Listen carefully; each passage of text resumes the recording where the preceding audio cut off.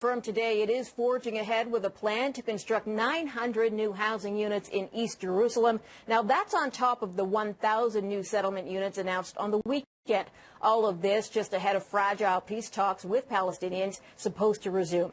Israeli settlements, of course, have been a tinderbox in peace negotiations. So we want to talk about this a little bit more with Clifford May. He joins us now from Washington. Clifford, let's talk a little bit about these new housing settlements. Already an announcement coming on a day that they are supposed to begin their talks in earnest in Jerusalem. What kind of message is being sent here? Well, I think the message is, at least in part, that the Israelis are making no more concessions until they get concessions from the Palestinians. As you know, that in order to get the Palestinians to agree to sit down and talk with them, the Israelis are giving up prisoners they've held for a very long time. We're talking about terrorists. We're talking about people who didn't target Israeli military, but people who use knives and pipes and kill people in their sleep by sneaking into their houses. Really murderers. And this has been very controversial, of course, in Israel, where the families have said, why are you giving up these murderers who we are afraid are going to be treated as heroes when they get back home?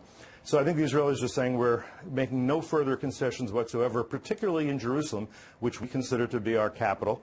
If you want to negotiate the possibility of a Palestinian state having its capital in Jerusalem, sit down and talk with us. That's what negotiations are all about. I think they're also trying to make a point about the media, which is not focusing on the release of the prisoners and the record that these prisoners have of killing Israelis. Doesn't see that, for the most part, as nearly as outrageous as the possibility of building homes for people in Israel's capital city. And Israel, or Israelis who want to go to court and fight the release of these prisoners, really only have, 48 hours to do that? And I understand for the first 26 prisoners being released sometime today, the families have already been denied sort of any rights to fight, or their fight has been denied.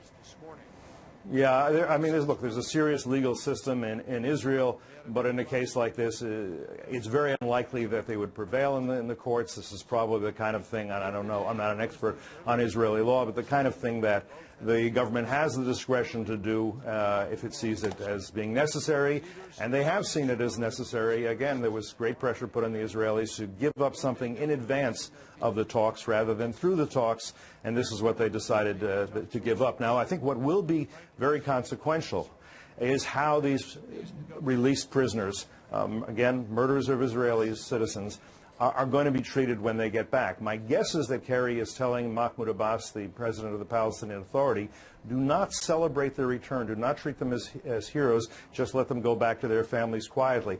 But I'm not sure he will resist that. If he does treat these murderers of Israelis as heroes, that will make it much more difficult for Bibi Netanyahu, the Israeli prime minister, to say, well, we're making progress.